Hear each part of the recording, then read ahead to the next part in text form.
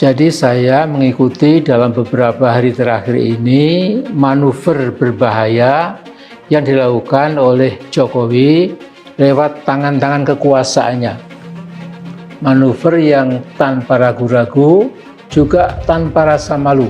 Pertama, Mahkamah Konstitusi (MK) yang diketuai adik iparnya Anwar Usman memutuskan menambah 1 tahun lagi buat Firly Bahuri CS. Seperti dikatakan, strategi untuk menjatuhkan, memang dalam rapat kemarin itu kita bicarakan. Kami terbuka kok, ada polisi di sini, saya katakan, Pak, kami rapat mau mengadakan revolusi. Nah, berikutnya tentu seizin Jokowi, Mahfud MD membentuk tim percepatan reformasi hukum. Tim ini terdiri dari pakar-pakar hukum kenamaan. Mereka bekerja sampai akhir Desember tahun 2023 ini. Jadi, tim percepatan reformasi hukum ini sesungguhnya menurut saya ini menghina presiden terpilih nanti, karena presiden pilihan rakyat pada 2024 nanti diminta melanjutkan sebuah Indonesia yang menginjak-injak dan mengacak-acak dunia hukum. Sebelum pelantikan yang jelas, mahasiswa sudah bergerak, pelajar sudah bergerak. Jadi ini seperti tahun 65 ketika menjatuhkan Bung Karno, kami dan KAPI, Kesatuan Aksi Mahasiswa, Kesatuan Aksi Pelajar. Dan jangan lupa, kekuatan yang paling dahsyat 212 sudah mulai bergerak.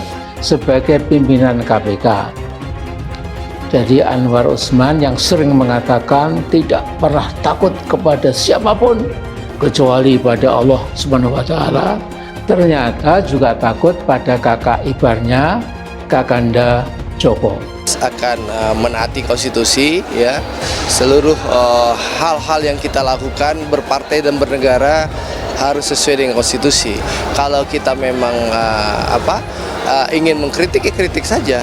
Presiden tentu sebagai pemimpin berkewajiban untuk mendengarkan masukan, kritik dari rakyat, ya. Tapi kalau mau menjatuhkan, saya rasa tidak elok. Respon tak terduga Gibran soal ancaman Amin Rais mau lengserkan Jokowi dan acak-acak Solo. Wali Kota Solo Gibran Rakabuming Raka merespon pernyataan bernada ancaman Ketua Majelis Syuro Partai Umat Amin Rais terkait ajakan untuk melengsarkan Presiden Joko Widodo dan akan mengacak-ngacak Solo.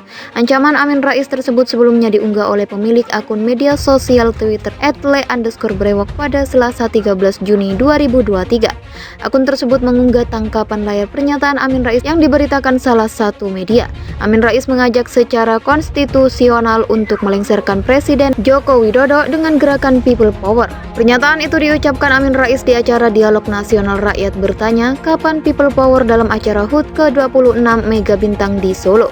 Pernyataan Amin Rais tersebut direspon santai Gibran yang menanggapinya dengan mendoakan Amin Rais selalu diberikan kesehatan. Semoga Pak Amin Rais sehat terus, kata Gibran dikutip dari YouTube Berita Surakarta Rabu 14 Juni 2023. Di sisi lain, Gibran mengaku bosan dengan hal semacam itu. Menurutnya masyarakat yang ingin menyampaikan kritik atau evaluasi agar disampaikan secara langsung malah jadi rutinitas, ya, bosen ya, nggak ada hasilnya, katanya.